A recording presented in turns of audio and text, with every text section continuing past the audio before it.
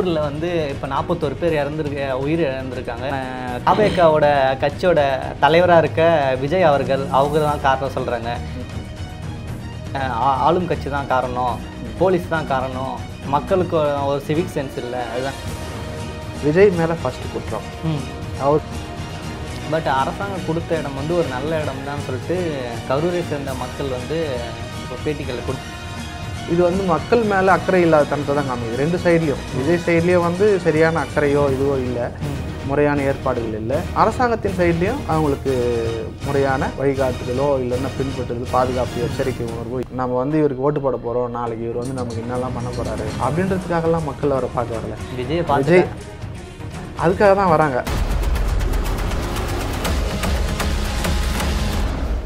நண்பர்கள் அனைவருக்கும் ஜெய் பீம் நமோ புத்தையா. இப்போ கரண்ட்டாக போயிட்டுருக்க டாபிக் வந்து இந்த கரூர் இஷ்யூ. 41 பேர் இறந்துட்டாங்க. இதை பற்றி அண்ணனுடைய கருத்து, எனக்கு கொஞ்சம் கொஷின்ஸ் இருக்குது, அதை வந்து அண்ணன்கிட்ட கேட்க போகிறேன். அதுக்கான பதில்கள் அவர் கொடுக்க போகிறாரு. அந்த பதில்கள் எப்படி இருக்குது, அது ஏற்றுக்கிற மாதிரி இருக்கான்னு சொல்லிட்டு நம்ம கடைசி வரைக்கும் பேசி கலந்துரையாடும். ஊரில் வந்து இப்போ 41 பேர் உயிர் இழந்திருக்காங்க. ஒரு சோகமான நிகழ்வு கரூர் மக்களுக்கு மட்டும் இல்லாமல் தமிழ்நாட்டுக்கே. ஓகேங்களா? ஒரு எஜுகேஷன் படி பார்த்தீங்கன்னா நம்ம தமிழ்நாட்டில் வந்து நிறைய பேர் நல்லா படித்தவங்க இருக்காங்க.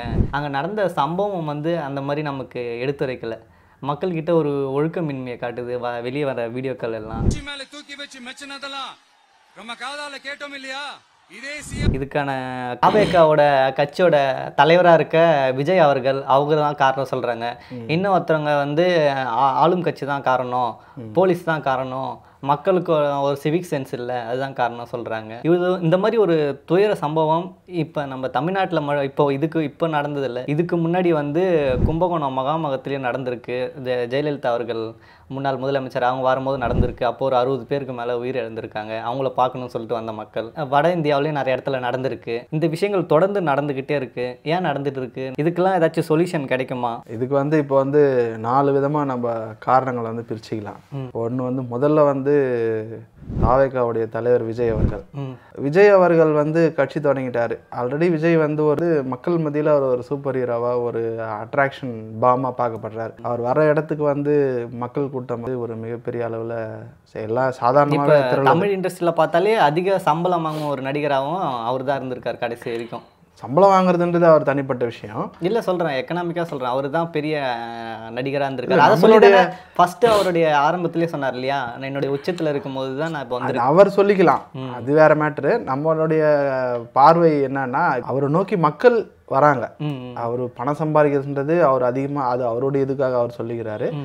நம்மளுடைய பார்வையில் பார்க்கும்போது மக்கள் வந்து அவர் மேலே ரொம்ப ஈர்ப்பு அதிகமாக இருக்கிறாங்க.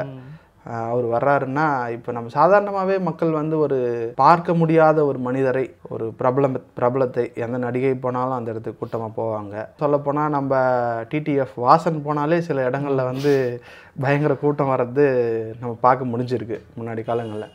அது புதுசு கிடையாது. ஒரு பார்க்க முடியாத ஒரு சிறப்பான மனிதர் யாராவது ஒருத்தர் வராங்க அப்படின்னும் போது மக்கள் அந்த இடத்துல அலைமோதுறது சகஜம்தான். ஒரு அரசியல் கட்சி தலைவராகவும் நான் மாறிட்டேன், இந்த சமுதாயத்துக்காக வேலை செய்ய போகிறேன் அப்படின்னு சொல்லி அவர் வரும்போது அப்போ கூட்டம் அதிகமாக வர்றது இயல்பு. அப்போது விஜய் வந்து முக்கியமாக இது ஃபஸ்ட்டு, இது குற்றங்கள் யார் யார் மேலே அப்படின்னு பிரிக்கிறப்ப விஜய் மேலே ஃபஸ்ட்டு குற்றம். அவர் வந்து என்ன பண்ணியிருக்கணும்னா, ஒரு நடிகராக வந்திருந்தாருன்னா அவர் வந்து இதெல்லாம் ஆர்கனைஸ் பண்ணியிருக்கணும்னு அவசியம் இல்லை. கவர்மெண்ட் தான் ஃபுல் அண்ட் ஃபுல் ரெஸ்பான்சிபிலிட்டி எடுத்துக்கணும். அவர் வந்து ஒரு இன்டிமேஷன் கொடுத்தா போதும், நான் வந்து ஒரு நடிகனாக ஒரு இடத்துக்கு போகிறேன், அந்த இடத்துல இந்த மாதிரி நிகழ்ச்சி நடக்குது, நான் போக போகிறேன் அப்படின்னு சொல்லியிருந்தா அதுக்கேற்ற மாதிரி கவர்மெண்ட் வந்து இனிஷியேட்டிவ் எடுத்து பண்ணியிருக்கணும். ஆனால் விஜய் வந்து ஒரு அரசியல் கட்சி தலைவர் அப்படின்னு தன்னை முன்னிறுத்தி கொள்ளும்போது அவர் என்ன பண்ணணும்னா, நம்ம போனால் எந்த மாதிரியான கூட்டம் வருது அப்படின்றது அவருக்கு தெரியும். ரெண்டாவது, அவர் தொடர்ந்து ஒரு 2 பொதுக்கூட்டத்தையும் மாநாடையும் அதுக்கப்புறம் வந்து ஒரு 3 இது வந்து ரேலி, ரோட் ஷோவும் நடத்தியிருக்கிறாரு பிரச்சாரத்து அடிப்படையில். தெரிஞ்சுமே வந்து அந்த இடத்துக்கு வந்து ஒரு 10,000 மக்கள் தான் வருவாங்க அப்படின்ற ஒரு இதில் தான் அவங்க வந்து வாங்கியிருக்காங்க, எழுதியே போலீஸ் ஸ்டேஷனில் அனுமதி கேட்டிருக்காங்க. அதான் இப்போ வந்து அவருக்கு தெரியும். அதாவது 10,000 மக்கள் அப்படின்றது வந்து இப்போ நம்ம அவர் வந்து கால்குலேட் பண்ணணும். ஒரு கரூர் தொகுதினா எவ்வளோ, அந்த தொகுதியில் எவ்வளோ மக்கள் தொகை இருக்கிறாங்க, அதில் எவ்வளோ இளைஞர்கள் இருக்கிறாங்க. ஒரு எலெக்ஷன் பார்ட்டி அப்படின்னும் போது அவங்க இது எல்லாத்தையும் கணக்கு பண்ணணும். கணக்கு பண்ணி எத்தனை பேர் இளைஞர்கள் இருக்கிறாங்க. அந்த பெண்கள் பொதுவாக எலெக்ஷன் மீட்டிங்ஸ்க்கு வரமாட்டாங்க. பெண்கள் வராங்கன்னா அவங்கள வந்து காசு கொடுத்து கூட்டின்னு வர ஒரு வயசானவங்க, அந்த மாதிரி ஆட்கள் தான் அதிகமாக வருவாங்க. குழந்தைகளோடு இருக்கக்கூடிய பெண்கள்லாம் வரமாட்டாங்க. மாட்டாங்க. இது வந்து விஜய் மேலே இருக்கிற ஒரு அட்ராக்ஷன் தான் இந்த கூட்டத்துக்கான காரணம். அப்போ விஜய் வந்து இது எல்லாத்தையும் முன்கூட்டியே கால்குலேட் பண்ணியிருக்கணும். அதாவது இன்னைக்கு இதுதான் ஃபர்ஸ்ட் மீட்டிங் அப்படின்னா விஜய் மேலே தப்பு இல்லைன்னு சொல்லலாம்.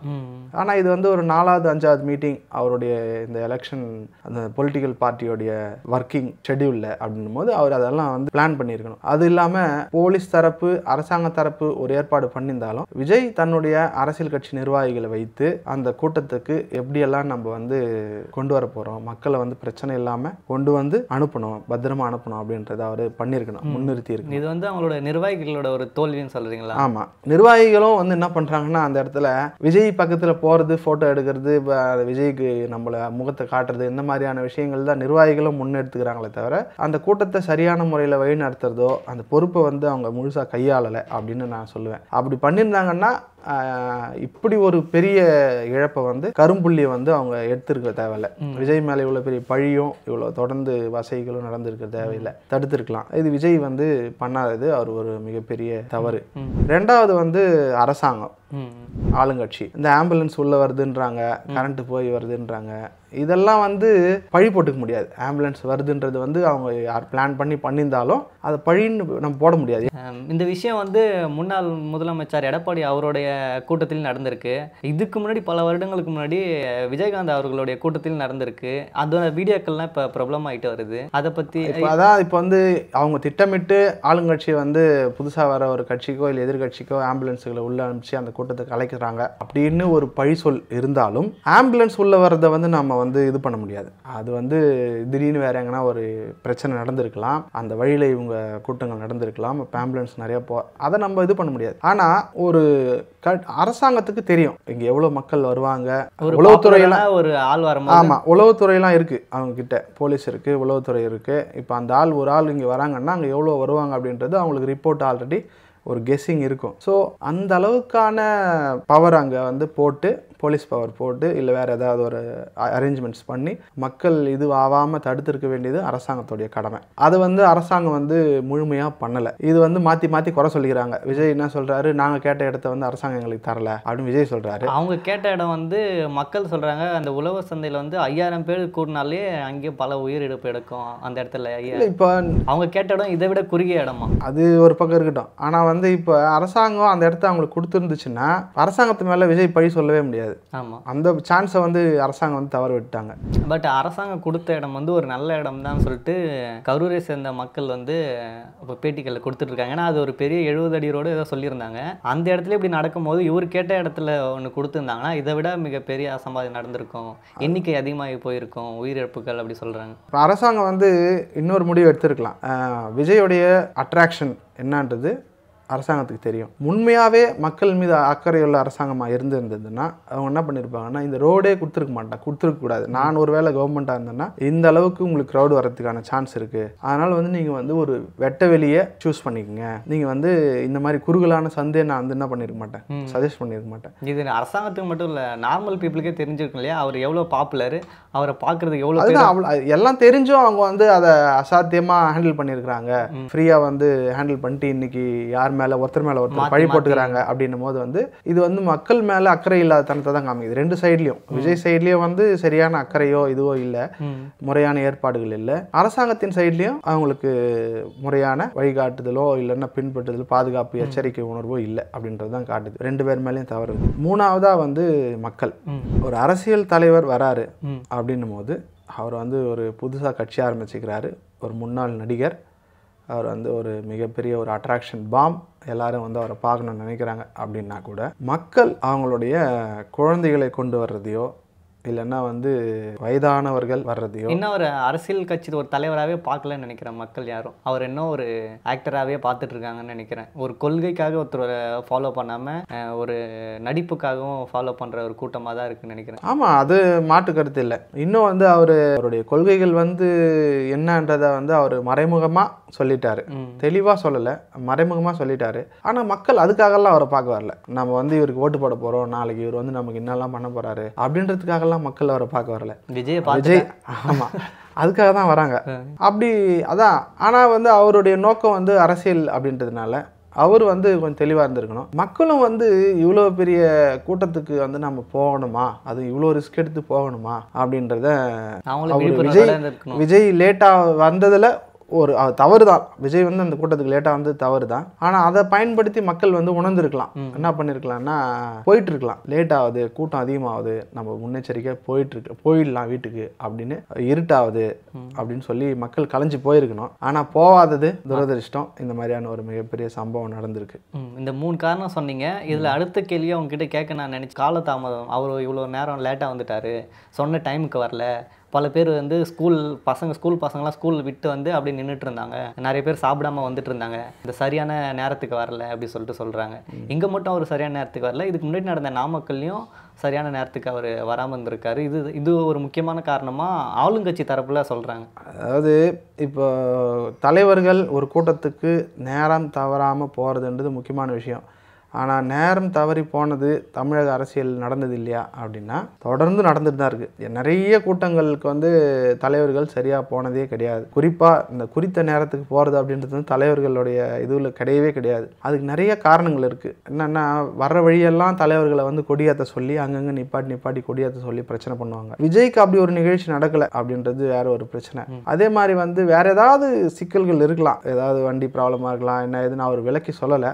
நேரம் 4 மணி நேரத்துக்கு மேலே நேரம் அதிகமாக இருக்குது. என்ன ஒரு இதுவாக இருந்தாலும் லேட்டாக வந்தது, அதாவது காலதாமதம் அப்படின்றது வந்து பெரிய குற்றம் கிடையாது. ஆனால் இப்படி ஒரு அசம்பாவிதம் நடக்கிறதுக்கு அதுவும் ஒரு காரணமாக இருக்கு. ஆனால் வந்து என்னை பொறுத்தவரையும் நேரம், அது எல்லா கூட்டத்திலையும் நேரம் காலதாமதம் ஆயிருக்கு. நிறைய தலைவர்கள் தலைவர்கள் வந்து சாயங்காலம் 6 மணிக்கு சொல்லுவாங்க. எப்போதுமே தலைவர்கள் வந்து ஒரு குறிப்பிட்ட கடைசி நேரத்துலேயும் எப்போது தான் வருவாங்க. அவங்களுடைய முக்கியமான ஒரு அவங்க தான் இதுக்கு ஒரு ஹீரோ மாதிரி காட்டிக்கிறதுக்காக எப்பயுமே அது பண்றது வழக்கம். தமிழக அரசியல் தலைவர்கள் காலதாமதமாக வர்றதுன்றது சகஜமான விஷயம்தான். இவ்வளோ நேரம் வந்து ரொம்ப ஒரு 5 மணி நேரத்துக்கு இதை விடலாம் நேரம்லாம் இருந்திருக்கு. எம்ஜிஆர் காலத்துலலாம் பார்த்தீங்கன்னா இன்னைக்கு நின்று நாளைக்கு பார்த்துட்டு போன கதைலாம் இருக்குது. அதனால் வந்து அதை பெருசாக எடுத்துக்க முடியாது. ஆனால் இந்த இடத்துல இப்படி ஒரு சம்பவம் நடந்தது, அதை வந்து பெருசாக ஊதி இது பண்ணுது. மக்கள் வந்து கொஞ்சம் விழிப்புணர்வோடு இருந்து தவிர்த்திருக்கலாம். ஓகே. ரெண்டாவது வந்து தாவேக்காவோட நிர்வாகிகள் அதை நிர்வாகம் பண்ண தவறிட்டாங்களா? கண்டிப்பாக. அதுக்கான காரணங்கள் என்ன இருக்கும்? அவங்க சரியான நிர்வாகிகளை எடுக்கலையா, இல்லை அதுக்கு வியூகம் வகுக்கலையா அந்த கரூரை பொறுத்து? அதாவது நிர்வாகிகள் வந்து என்ன பண்ணியிருப்பாங்கன்னா, என்னுடைய கருத்து என்னென்னா, நிர்வாகிகள் வந்து பிளான் பண்ணியிருப்பாங்க. இத்தனை பேர் வருவாங்க, இவ்வளோ கூட்டம் வரும், இவ்வளோ மாசு வரும் அப்படின்றதெல்லாம் அவங்க பிளான் பண்ணியிருப்பாங்க. அதுக்கான நிர்வாகிகளையும் போட்டிருப்பாங்க. அது என்ன பண்ணியிருப்பாங்கன்னா, விஜய் மேலே இருக்கிற அந்த மோகம் இருக்கு இல்லையா, நிர்வாகிகளுடைய பணியை அவங்க செய்யாமல் அவங்க என்ன பண்ணியிருப்பாங்க, அவங்களும் அது எல்லாத்தையும் மறந்துட்டு விஜய் பார்க்க ஓடி வந்துருப்பாங்க. கிட்ட வர அந்த நான் முன்னாடி போறேன்னா நான் தான் பக்கத்தில் நிற்கணும், நான் ஃபோட்டோ எடுத்துக்கணும், அந்த என் கொடியோ ஒரு கையில் கொடுத்துடணும் எப்படியாவது. இது வந்து நான் கீழே இருக்கிறவங்கள சொல்ல, இப்போ அவர் ஆனந்த் அவரும் அப்புறம் இன்னொருத்தர், ஆமாம், அவங்க எல்லாருடைய நிர்வாக தோல்வி தான். அவங்க வந்து சரியாக வந்து இது எதையும் கவனிக்கல அப்படின்றது தான் உண்மை. எல்லாருமே வந்து பொறுப்பு எடுத்துக்கணும். ஒரு விதத்தில் அவங்க மேலே அவங்களுக்கு பொறுப்பு இல்லை அப்படின்னு நம்ம சொன்னாலும் முழு பொறுப்பு அவங்களுக்கு கிடையாது. ஆனால் ஒரு வளரும் கட்சியாக பார்க்கும்போது இந்த மாதிரியான விஷயங்களில் பொறுப்பு எடுத்துக்கிறது ரொம்ப ரொம்ப அவசியமானது. அடுத்தது வந்து மக்களை சொன்னீங்க. மக்களுக்கு வந்து இவர் அரசியலில் வந்தாலும் இவர் ஒரு பாப்புலர் ஏற்கனவே சினிமாவில், அந்த மோகம் எப்படியா இருந்தாலும் இருக்கும். ஓகேங்களா? அது நீங்கள் என்ன சொல்கிறீங்கன்னா, இந்த மாதிரி நீங்கள் பண்ணியிருக்க வேணாம், குழந்தைங்களை கூப்பிட்டு வந்திருக்க வேணாம், பெண்களை கூப்பிட்டு வந்திருக்க வேணாம் அப்படி சொல்கிறீங்க. பட்டு எண்ட் ஆஃப் தி டே அவங்களுக்கு என்ன தோணுன்னா, நம்ம விஜயை பார்க்க போகிறோம் அப்படின்னு தான் சொல்லிட்டு, அவங்களுக்கு இங்கே வந்து நாங்கள் உயிர் இழக்க போகிறோம்னு தெரியாது இல்லையா, கும்பலாக நின்று பார்த்துட்டு வர போகிறோம் தான் தெரியும். இந்த மாதிரி ஒரு சம்பவம் நடக்குன்ற ஒரு இது இருக்காது இல்லையா? இப்படி நடந்ததுக்கப்புறம் தான் இதை எல்லோரும் நம்ம பேசுகிறோம், இப்படி நடந்துச்சுன்னு சொல்லிட்டு. ஆனால் அங்கே வந்த பெண்கள் குழந்தைகள் எல்லாருமே அப்படி ஒன்று நடக்கும்னு அவங்க நினச்சி பார்த்துக்க மாட்டாங்கல்ல. நினைக்கணும், அதான் நினச்சி பார்க்க மாட்டாங்கன்றது கரெக்டு தான். நினைக்கணும், நம்ம நினச்சாதான். இப்போ நம்ம என்ன பண்ணுறோம்னா, நம்ம கையில் ஒரு கை குழந்தை இருந்தாலே அந்த கை குழந்தைய வந்து பார்த்துக்கிட்டே இருப்போம். நம்ம வீட்டில் இருந்தால் கூட என்ன பண்ணுவோம்னா, ஒவ்வொரு அசைவையும் வந்து பார்ப்போம். அது எங்கே போகுது, விளையாடுதா, உட்கார்ந்து இருக்குதா, தண்ணிக்கிட்ட போகுதா அப்படின்னு நம்ம ஒவ்வொரு நிமிஷமும் பார்த்துக்கிட்டே இருப்போம். அப்படி பார்க்காம தவறிட்டோம்னா என்ன ஆகும், அசம்பாவிதம் நடந்துடும். அதே போல் இந்த குழந்தைங்களை கூப்பிட்டு வர்றது நம்ம தமிழ்நாட்டுக்கு மட்டும், இந்திய அரசியலுக்கே அது புதுசு இல்லை. இந்த மாதிரி பெரிய பெரிய அரசியல்வாதிகள் வரும்போது குழந்தைகளை கூப்பிட்டு போய் அவங்களுக்கு பேர் வைக்கிறது, மோதிரம் போடுறது, இந்த மாதிரி விஷயங்கள் நடந்து தான் இருக்குது. இவரோட இதில் மட்டும் இதை முக்கியமாக சொல்கிறாங்களே. இல்லை, அதுதான் சம்பவம் நடந்ததுனால முக்கியமாக சொல்கிறாங்க. நடக்கலைன்னா இதை பேச்சு இருக்காது, அவ்வளோதான் வித்தியாசம், வேறு ஒன்றும் இல்லை. அப்புறம் வந்து அடுத்தது வைக்கிறது வந்து ஆளுங்கட்சி மேலேயும் போலீஸார் மேலேயும் வைக்கிறாங்க. ஆனால் போலீஸ் தரப்பில் வந்து ஒரு விளக்கம் கொடுத்துருக்காங்க. இவ்வளோ ஸ்கொயர் ஃபீட்டுக்கு வந்து இவ்வளோ மக்கள் இருக்கணும், அதை தாண்டி இருந்தாங்க. அப்படி இருந்தும் நாங்கள் 50 பேருக்கு ஒரு போலீஸ் போட்டிருக்கோம், 500 போலீஸ் மேலே இருந்தாங்க அப்படின்னு சொல்லிட்டு தாவேக்கா நிர்வாகிகள் சைடும் போலீஸ் பாதுகாப்பு கொடுத்தாங்கன்னு சொல்கிறாங்க. பட் வந்து சில மக்கள்கள் வந்து போலீஸ் வந்து தடியடி நடத்தினாங்க, அதனால தான் சில பேர் ஓட ஆரம்பித்தாங்க, அதனால சில பேர் தடிக்கு விழலாம் ஆரம்பித்தாங்க அப்படின்னு சொல்கிறாங்க. போலீஸ் வந்து ஒரு மிக்சடு ஒரு பேச்சாவே வந்துட்டு இருக்கு இதை பற்றி சரியான நம்ம பேச முடியாது இந்த விஷயத்தை பற்றி. ஏன்னா நம்ம அந்த இடத்துல இல்லை, நமக்கு தெரியும் இடத்துல இல்லை அப்படின்றத விட இது வந்து அரசாங்கத்துடைய போலீஸ் வந்து இப்போ நமக்கு ஒரு அறிக்கை தராங்க இல்லைங்களா, அந்த அறிக்கையை வந்து நம்மளால் வந்து விமர்சனம் பண்ண முடியாது. என்ன கேட்டால் வந்து போலீஸ் உண்மையாகவே அக்கறையோடு செயல்பட்டுச்சு அப்படின்னு சொல்லி சொன்னால் அவங்க என்ன பண்ணியிருக்கணும்னா, இதுக்கு முன்னாடி வந்து ஆளுங்கட்சி இப்போ மோடி கூட வந்தார், மோடி வந்து பிரச்சார கூட்டத்துக்கு வந்திருக்கிறாரு, ஸ்டாலின் வந்து ரோட் ஷோ போயிருக்கிறாரு, நிறைய பேர் போயிருக்கிறாங்க. அப்போ என்ன பண்ணுவாங்கன்னா, அந்த காரோ இல்லை அந்த பஸ்ஸோ போகுது இல்லையா, அந்த வழி வந்து கம்ப்ளீட்டாக பிளாக் பண்ணிடுவாங்க. ஏன்னா அது உள்ள யாருமே உள்ள நுழைய முடியாது. ஏன்னா போலீஸ் வந்து தன்னிச்சையாக செயல்பட முடியாது இல்லையா, அரசாங்கத்தின் கீழே தானே போலீஸ் இருக்குது. அதனால அவங்க நான் சொல்கிறது வந்து அது தன்னிச்சையாக செயல்பட முடியுன்றதெல்லாம் வேற. மனிதர் அக்கறை, மக்கள் மேலே அக்கறை இருந்துச்சுன்னா அவங்க என்ன பண்ணியிருக்கணும்னா, இங்கே தான் நீங்கள் போக போகிறீங்களா, அந்த ரோடு உள்ள யாரையும் உள்ள என்ட்ரி பண்ணியிருக்கூடாது. அவர் பேச போகிறாரு, அவர் மக்கள் பார்க்க போகிறாங்க, அந்த ரோடை கிளியராக கட் பண்ணிவிட்டு மக்களை வந்து ஒரு பேரிகார்டுக்கு அந்த பக்கம் தான் நிற்க வச்சிருக்கணும், அதை விட்டு தாண்டி வர வச்சிருக்கக்கூடாது. இல்லை நீங்கள் சில வீடியோக்கள் பார்த்தா தெரியும், போலீஸ் கூட்டம் வந்து தொடர்ந்து பேரிகார்டு வச்சு தான் வச்சுருக்காங்க. அவருடைய வாகனம் வந்த உடனே அவங்க எல்லாருமே அதை பின்தொடர்ந்து ஓடி வர ஆரம்பிச்சிட்டாங்க. ஏன் இப்போ நீங்கள் வந்து அப்போ மோடி எல்லாம் வராரு, அப்போல்லாம் வந்து எல்லாரும் எகிரி குச்சி வந்துடுவாங்களா என்ன? மோடியை பொறுத்தளவுக்கு அவர் என்னதான் நம்ம நாட்டுக்கு பிரதமராக இருந்தாலும் தமிழ்நாட்டில் ஏன் வரல மக்கள், ஏன் வரல தமிழ்நாட்டில் அவருக்கு அந்த அளவுக்கு மோகம் இல்லை. அதெல்லாம் இல்லை, மக்கள் ஏன் வரல, மோகம் இல்லைலாம் இல்லை, அங்கேயும் இருக்கிறாங்க. அவர் என்னதான் நமக்கு வந்து எதிரியாவோ இல்லை வந்து அவர் ஒரு நமக்கு வேண்டாத தலைவராக இருந்தால் கூட அங்கேயும் வரதுக்கான வாய்ப்பு இருக்கு. ஆனால் ஏன் வரல, அங்கே அந்த அளவுக்கு ஸ்ட்ராங்கான ப்ரொடெக்ஷன் இருக்கு. அவர் பிரதமர், அது மோடிக்கு ப்ரொடெக்ஷனாக இருக்காது, மக்களுக்கான ப்ரொடெக்ஷனாக இல்லை, அது பிரதமருக்கான ஒரு பாதுகாப்பாக இருக்கும். அந்த மாதிரி வந்து நீங்கள் வந்து செக்யூரிட்டியை வந்து டைட் பண்ணி மக்களை காப்பாற்றிருக்கலாம். விஜயை காப்பாற்றுறதுக்கு அவர் பவுன்சர்ஸ் எல்லாம் அவர் காசு கொடுத்து வச்சிருக்கிறாரு. கடங்காத கூட்டம் இருக்கும்போது காப்பாற்ற முடியாது இல்லையா. இவர் வந்து ஒரு அரசாங்கத்தோட தலைவர் இல்லை, இவர் ஒரு தனி. அப்போ நீங்கள் இப்படி தான் பேசணும். நீங்கள் எப்படி பேசணும்னா, இந்த மாதிரி வந்து செத்து போனவங்களை வச்சு அரசியல் தான் பண்ணணும். நீ யாரும் சாகக்கூடாதுன்னு நினச்சிங்கன்னா நீங்கள் முன்கூட்டியே அதுக்கான நடவடிக்கைகளை சரியாக எடுக்கணும். அதை நாங்கள் எடுக்காமல் இப்போ நடந்த பிறகு இப்படி என் மேலே தப்பு இல்லை உன் மேலே தப்பு இல்லைன்னு மாற்றி பேசிக்கணும்னா வந்து அப்போ உங்களுக்கு மக்கள் மேலே அக்கறை இல்லைன்றது தான் அர்த்தம். இப்போ வந்து விஜய் வந்து இது வரைக்கும் நடந்த அவருடைய ரோட் ஷோவில் வந்து இந்த கரூர் மட்டும்தான் இப்படி ஆயிருக்கு. அடுத்தடுத்த ரோட் ஷோ அவர் பண்ண போகிறார். ஓகேங்களா, இந்த மாதிரி அசம்பாவிதத்தை தவிர்க்க அவர் என்னென்னலாம் பண்ணால் கரெக்டாக இருக்கும்னு நினைக்கிறீங்க? விஜய் எப்படின்னு எனக்கு தெரில. நான் ஒரு அரசியல் கட்சி தலைவராக இருந்தேன்னா எனக்கு இந்த மாதிரி வந்து ஒரு சோஷியல் பூம், ஒரு அட்ராக்ஷன் பாம் இருந்துச்சு அப்படின்னா நான் என்ன பண்ண மாட்டேன்னா, நான் வந்து முதல்ல ரோட் ஷோக்கே போக மாட்டேன், பிரச்சாரத்துக்கு நேரடியாக போகவே மாட்டேன். என்னுடைய கட்சி நிர்வாகிகளை தேர்ந்தெடுக்கிறதுல முக்கிய கவனம் செலுத்துவேன்.